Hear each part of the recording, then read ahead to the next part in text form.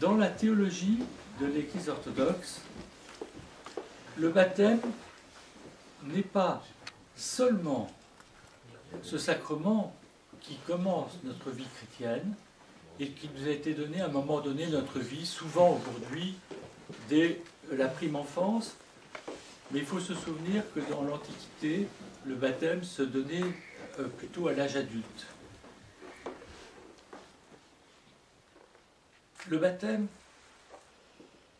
se prolonge toute la durée de notre existence.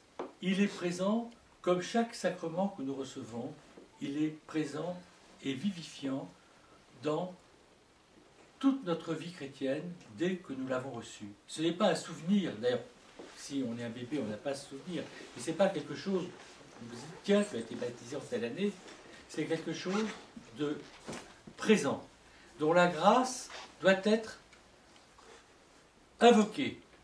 Et de quelle manière le baptême est-il présent dans notre vie chrétienne? Les pères de l'Église le disent de manière très simple. Il est présent par le repentir, le souvenir de ces faiblesses que l'on pose devant Dieu. Tous les exemples de la prière, et nous allons rentrer bientôt dans le carême. Le carême commence par la prière du publicain et du pharisien. Nous voyons deux hommes dont l'un fait des louanges à Dieu. Il remercie Dieu pour toutes les grâces qu'il a dans sa vie. Il remercie vraiment beaucoup. Et il se dit, et il remercie même Dieu de ne pas être comme le reste de l'humanité, qui est fourbe, rapace, adultère, etc. Lui, au moins, il dit, Seigneur, grâce à toi, je suis dans la pureté.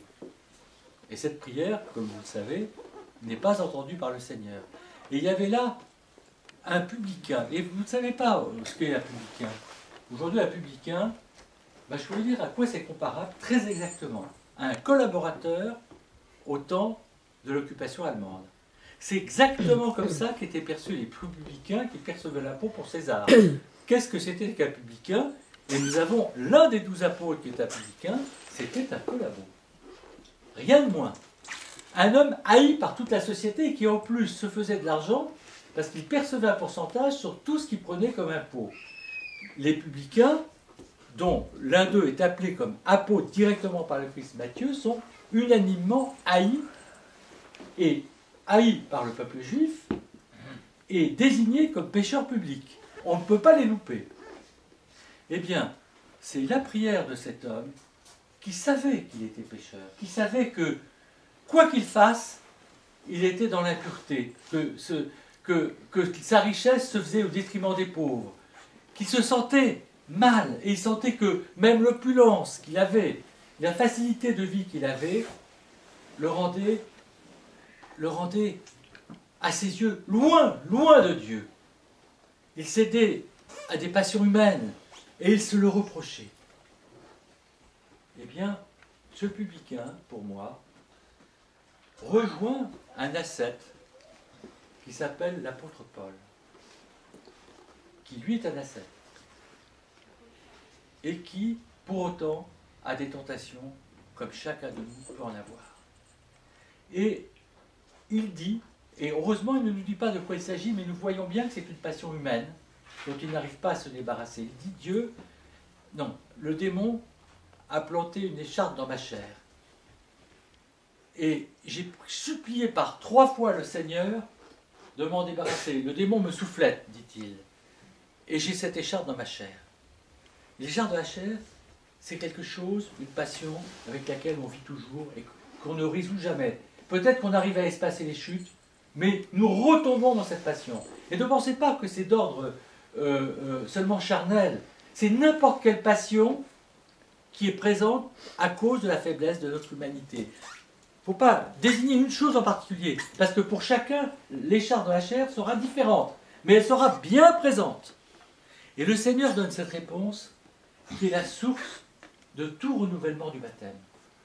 Et vous allez comprendre pourquoi. Et s'il me plaît à moi de manifester ma pleine puissance dans la faiblesse de l'homme. Par cette conscience de cette faiblesse, à son insu, sans s'en rendre compte, L'homme offre à Dieu une prière alors qu'il croit qu'il ne prie pas. Il offre à Dieu un acte de foi alors qu'il pense qu'il est dans le découragement et le désespoir.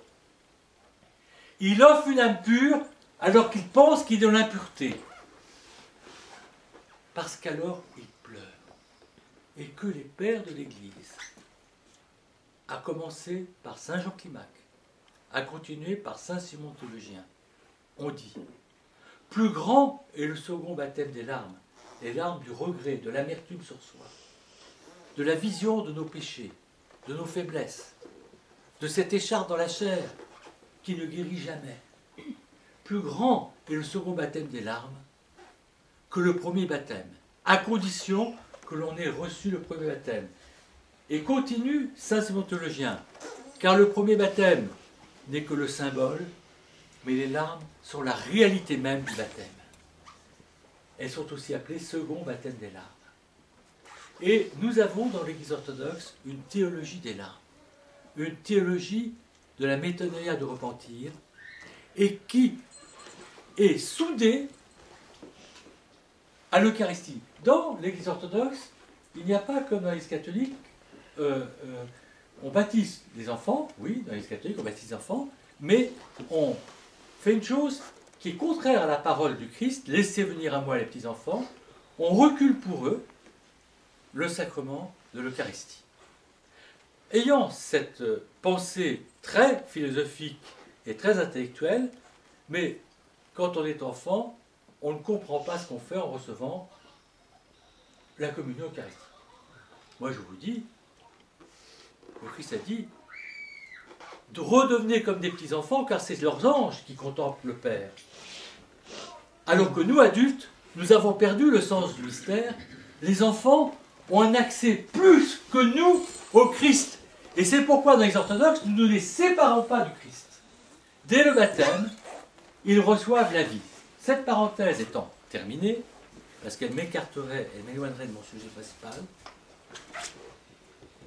l'Eucharistie, qui est donnée au baptême, est donnée, et tout à l'heure, avant la communion, je disais comme il était important de se confesser régulièrement. Car le sacrement de la confession est le renouvellement du baptême, puisque c'est là que nous vivons les pleurs de la pécheresse qui, remplie de son sentiment d'indignité, arrosée de ses larmes les pieds du Maître, et les essuyer avec ses cheveux, nous renouvelons les gémissements du publicain qui pensait ne pas prier, comme je le disais à l'instant, qui se sent impur, indigne. Nous renouvelons dans le sacrement de la confession cette proximité du Christ qui nous paraît si loin et qui est pourtant si proche de nous. Et c'est réellement dans la confession qui est l'aboutissement de cette prière personnelle, parce que pour moi la confession, c'est l'aboutissement de cette prière quotidienne que j'adresse au Christ. C'est juste le prolongement de ma prière de repentir, de regret, de terrassement dans mes propres faiblesses. Et pour vous encourager, quand le péché, qui peut être n'importe quoi, jugement de l'autre, découragement, colère, obsession, de n'importe quoi, je ne veux pas, le péché, chacun pour soi, c'est différent. Je dirais, quand ce péché revient, je reprendrai la parole pleine de sagesse de ce père de l'Église roumain, Saint Jean Cassien le Romain, mais qui était né dans la Roumanie actuelle. Saint Jean Cassien le Roumain, devrait-on dire. Eh bien, qui dit, le progrès spirituel, c'est là où nous chutions 8 fois, de ne chuter que 7 fois. Et il reprend. Le progrès spirituel, c'est là où nous étions 7 fois, de ne chuter que 6 fois. Et nous pourrions reprendre avec lui que le progrès spirituel, c'est de mettre un espace de plus en plus grand entre nous et cette écharpe dans la chair qui nous fait trop chuter à nos yeux, mais qui, dans l'humilité qu'elle procure, parce que nous voyons là que c'est une volonté divine de l'avoir laissé à l'apôtre Paul, nous permet d'allumer dans ce bois sec de ces vieux péchés dans lesquels nous luttons depuis des années, de faire le plus beau feu, plus bel incendie spirituel de ferveur au Seigneur. Car c'est avec le bois des péchés anciens que l'on brûle les branches vertes des autres passions et qu'on les fait disparaître. C'est parce que nous avons toujours un incendie dans notre cœur, incandescent, dans lequel nous mettons tout le reste qui brûle, et que cette purification intérieure est obtenue par la grâce. Ainsi en est-il de ce baptême intérieur, de cette componction intérieure, qui est appelée aussi baptême de l'Esprit, par saint Simon le Théologien. Glorifions le Père, le Fils et l'Esprit Saint, seul Dieu dans tous les siècles des siècles. Amen.